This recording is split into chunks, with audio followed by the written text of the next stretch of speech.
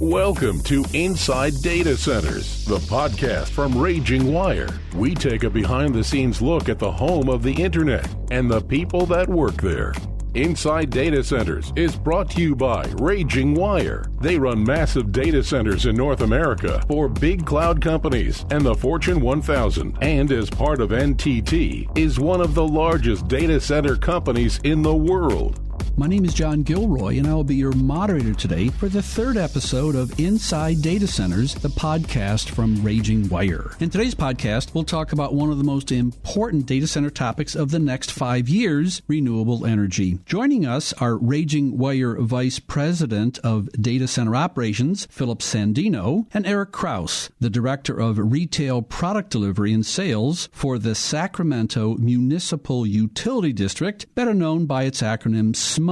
These two gentlemen work together to break a new ground in industry by rolling out a 100% renewable energy offering across all of RagingWire's California data centers. And this is just a great story. And I'm just going to jump right into you gentlemen and ask the question, what is driving data centers to be interested in renewable energy at all? Phillip, why don't you jump in maybe? Sure. One of the, for co-location data centers like RagingWire, where we have clients who rent from us and move their data into our facilities, the clients or the clients of clients, their governance and stakeholders drive their requirements for renewable energy. So our clients make up the majority of our energy usage. So we work with our energy suppliers to meet the client criteria. Makes sense. Erik, what do you think? Yeah, I'd say the same thing. With the clients that we have, especially RagingWire, they stepped really into the fold more than others have and have found a way to meet the needs of their customers. At the same time, it becomes a promotional opportunity for them. They can promote the fact that they are 100% renewable, and that appeals to certain clients out there that are interested in providing the best service and carbon neutral opportunity for their clients. Yeah, you would think I'm in the classroom all the time at Georgetown, and my students are very, very interested in the next 50 years. and this is really a hot topic. I think if these people move into management positions in the future, they're going to make a nod more towards RagingWire than other companies because of this initiative that you have. Wouldn't you think so, Phillip? I hope so. I mean, the goal is to be progressive and to look towards the future. We want to set up strategies now for energy purchasing that benefit our clients but benefit the environment, and we want to do that in ways that are fiscally responsible as well. So I think it's a great challenge for future leaders to further the cause as it is, moving forward and not having an unsustainable business environment with data centers, because we think that data is going to be prevalent in all industries moving forward forever. So we need to figure out ways to do it in a sustainable manner. Yeah, my goodness, when people talking about petabytes of data and zettabytes of data, there's going to be more and more in the future. Phillip, I got a question for you. I'm going to toss in an acronym here. Renewable energy credits, some people call these RECs. When you look at this concept of a REC, there's something called additive renewable energy. Is that defined by state, by the government? What the heck is this additive renewable energy anyway? There's a couple different answers to this, isn't there? Yes, there are. So it all kind of those are different categories of ways or approaches that companies can use to meet renewable goals. So different companies articulate renewable energy goals in different ways. You can define your need generally as carbon neutral, to say that you intend to be carbon neutral, or be more specific by stating that you want additive generation on the grid with specific resources like wind, solar, or geothermal, for example. Additive renewable energy, which means that a project, and for us it's a data center project, would be paired with renewable energy projects with the goal of adding more renewable to the grid. So instead of utilizing a project that's already on the grid, an energy source for the data center would be additive to the generation mix. And this can be achieved physically by having a project, located close to the data center, or it can be done financially. So this requires real energy market expertise. As far as RECs, the renewable energy credits, they provide funding for renewable projects. And there are local RECs, regional RECs, and national RECs with different price points and different characteristics. And SMUD obviously offers a great product, and that's what we've taken advantage of there. So those are two ways that you can provide renewable energy to your projects. There's on-site or adjacent generation takes developable land. So for projects like data centers that may exist in Silicon Valley or in Ashburn, Virginia, where land costs are very high, it's not a real easy thing to do to add a generation project onto a data center. That's why doing them financially makes more sense for most companies. And then, the universal requirement is that for all companies, is that we have an articulated approach to energy purchasing and strategies to attain low pricing and renewable goals, which each require expertise and oversight. So again, it's challenging, it's fun, and I think that for future leaders, as you mentioned before, there at Georgetown, I think it's a great management experience to learn the markets and be able to be successful in providing renewable energy to large data center projects. Well, Erik, I got a question for you just taking up on this. I think we've kind of defined the why here, and I want to transition maybe to the how. So how did this REC with RagingWire come about? Did they approach you, you approached them, or how'd you guys get together? Sure. One thing that we have here at SMUD is we have something called a Strategic Account Advisor. And those account advisors, or SAAs, are responsible for managing the relationship with our customers. And so we've had a great working relationship through those partnerships for quite some time and have always partnered on a variety of programs and services. RagingWire has been innovative not just in green energy, but also in energy efficiency and other products that we have to offer them. And it really started out with a conversation trying to understand RagingWire's renewable energy needs and see where they were going in the future and how we might be able to head. And it became pretty clear that RagingWire was looking for some long-term price stability so that they wouldn't have to worry that the price of the renewable would continue to go up or swing up and down, because then that goes directly to their clients that they serve. And because we're a wholesaler, we're able to make some special purchases to meet their needs. And we created a customized blend for them that met those needs of renewable energy that includes about 2.5 megawatts of premium solar. And the nice part is we have a very supportive executive team all the way up to the top and the board that supports renewable energy and the environment. So it makes it easier for us to pass along great products to customers at a reasonable price.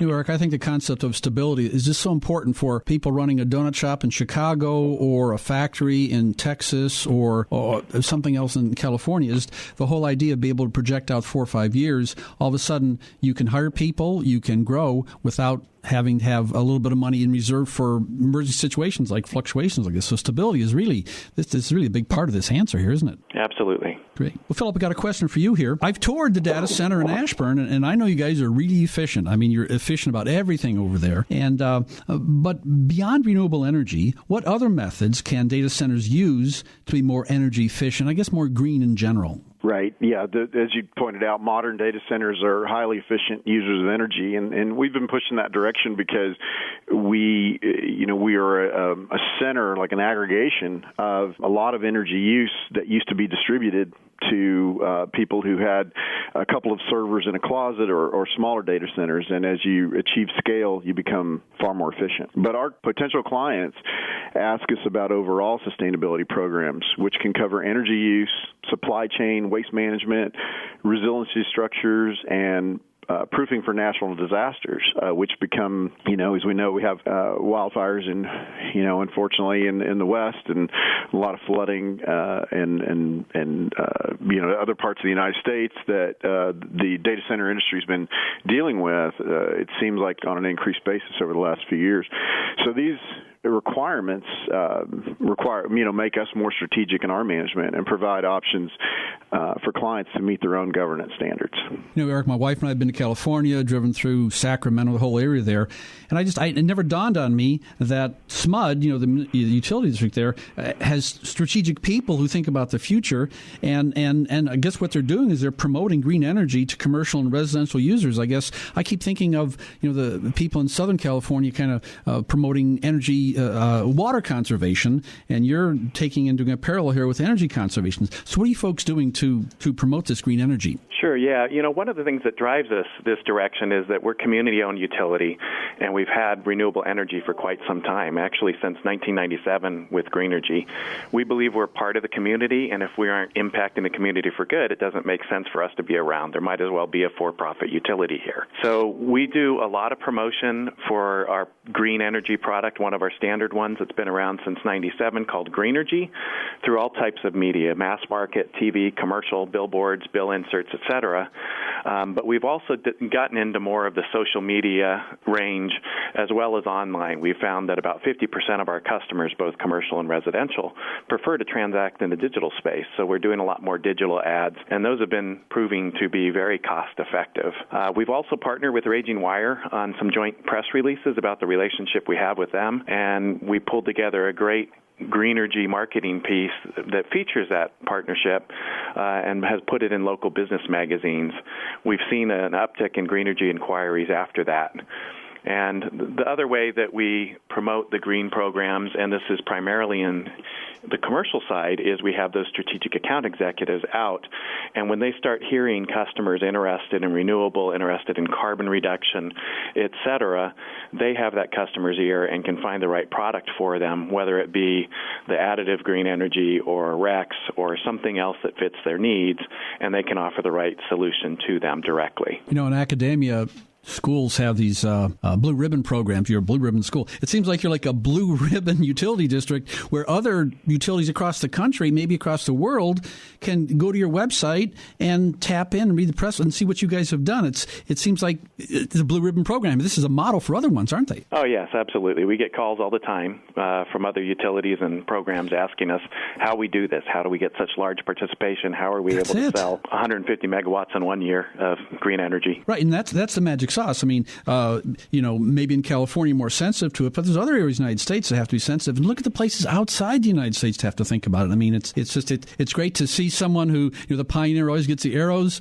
Well, old Eric got the arrows, but they figured it out, so that's always good too. I got a question for both of you gentlemen, both Phillip and Eric. In these podcasts for sports, they always predict the Super Bowl and predict who's going to win on Sunday, and I'm not going to jump into that. But I'm going to ask you to predict about renewable energy. So, gentlemen, one at a time, maybe first to Phillip. So what is your best forecast on how much renewable energy will be used in data centers, let's just say 5 years from now? Phillip, what do you think? Well, I think just a little discussion around what the trend will involve in the U.S. That's going to vary by state and by utility. Unfortunately, there's no national program for energy. It's regulated at different levels even within states. But some utilities have near-term goals for greater than 30% renewable energy in their fuel mix. SMUD's a good example of that. They've got a tremendous renewable mix baked into their base rate. So they're just taking power without any sort of REC added on top is already a very progressive mix among utilities. But others have long-term voluntary goals that are far more modest or non-existent. So in cases where the states do not have aggressive goals, data center companies are going to have to push, especially the ones with scale and buying power.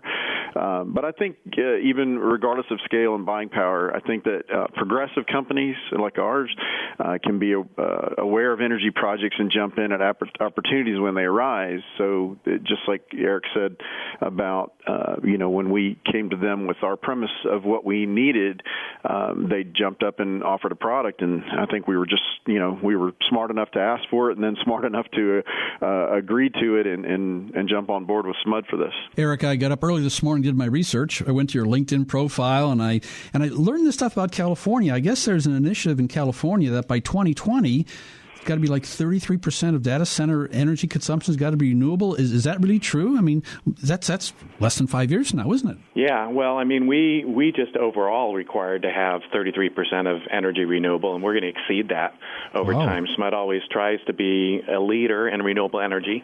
So we expect from a California perspective that it's going to happen much sooner, that over the next 5 to 20 years, I'd be surprised if we didn't see most data centers 100% renewable, either through the purchases at their utility or special programs that they have. Phillip, I've asked a question here. I've got a daughter who's going to get married in September next year, and so I'm looking 20 years down the road, and, this is what dads do. Let's look 20 years a year for you guys, So what's going to happen 20 years from now with renewable energy? You think it's all going to shift all that direction, or what's your magic ball say? What's your magic 8 ball, I guess? Well, I think the collective will of just the general population is that the bias is towards going to renewable. The systemic things that have been stated in the past about why you couldn't do renewables, it's just pricing, is that having on demand availability of renewable sources, those things are going to get figured out. And there's a lot of smart companies, smart people working to make renewable the operational and the economic choice. So at that time frame you're given of 20 years, systemically things can happen, but you've also got investment in infrastructure that have been made for 100 years of projects that right now are still in place, keeping the lights on, and how we can figure out financially how to replace those old assets, or not old in some case, but the existing assets with new projects. That's going to be the kind of the limiting factor. But I think the demand from governance of companies and the demand from the public is going to drive the bias to continue that pressure to someday get to 100% renewable sources. Yeah. Erik, I've got kind of an academic question and a future question for you. Academia right now is responding to the cybersecurity problem by offering all kinds of courses in cybersecurity, and they're trying to fill that gap. It would seem to me that you're going to be the case study for any courses in the future for how to accomplish some of this renewable energy for data centers. I mean, so what recommendations do you have for data centers regarding renewable energy, both in the United States and out? Well, I think the first thing is they need to start looking around and educating themselves. Clearly, Phil understands what utilities are up against, and that always helps when we're talking about green energy and renewable programs, because sometimes you may have to pay a little bit of a premium up front and with the opportunity to possibly save in the future. So I think the key is for data centers to make sure they reach out to their utilities. They ask them about what programs are available or what products are under development, because even now we have 3 or 4 products that we hope to launch in the next couple of years, and we wouldn't necessarily talk openly about those with customers unless they asked. And so by asking their utility and making sure that their utility understands that you want to partner, you're not just there necessarily to get the absolute best price, you understand what they're up against, but that you have some shared goals and you want to do better for the community, better for the environment, I think that'll help. Yeah, the whole idea of, earlier we talked about strategy and stability. It kind of goes hand in hand. But I think, from perspective of a data center, this is a differentiator that you can use when you're positioning yourself, trying to connect with new customers as well. So Phillip, I mean, this is ecologically sound, but it's also a good practical business decision, isn't it? We don't expect to, make less money because of it. We want, renewable energy at parity with the market, because we think that, over time that'll normalize the price. But, it also makes us more resilient when we have, resources that you wouldn't be constrained in ways that any of the predominant fuels are constrained now. And those constraints can be, natural disasters, but they can also be legislated as well. So we want for there to be a smooth transition, so operationally the grid stays stable, but we do want there to be a transition to sustainable sources. Yeah, that's the good takeaway from this interview. Well, gentlemen, unfortunately, it looks like we're running out of time here. I'd like to thank our guests, RagingWire Vice President of Data Center Operations Phillip Sandino and Erik Krause. the Director of Retail Product Delivery and Sales for the Sacramento Municipal Utility District, which we normally refer to as SMUD. Gentlemen, thank you very much. This has been a great interview. I'm sure we're going to get a lot out of it in the years ahead. And thank you for listening to Inside Data Centers. If you like this interview, give us a good thumbs up at iTunes and give us a review. Thank you. Thanks for listening to this episode of Inside Data Centers, brought to you by RagingWire. If you like what you heard, give us a review and don't forget to subscribe. Plus, to get the show notes and links to more information, go to RagingWire.com/podcasts.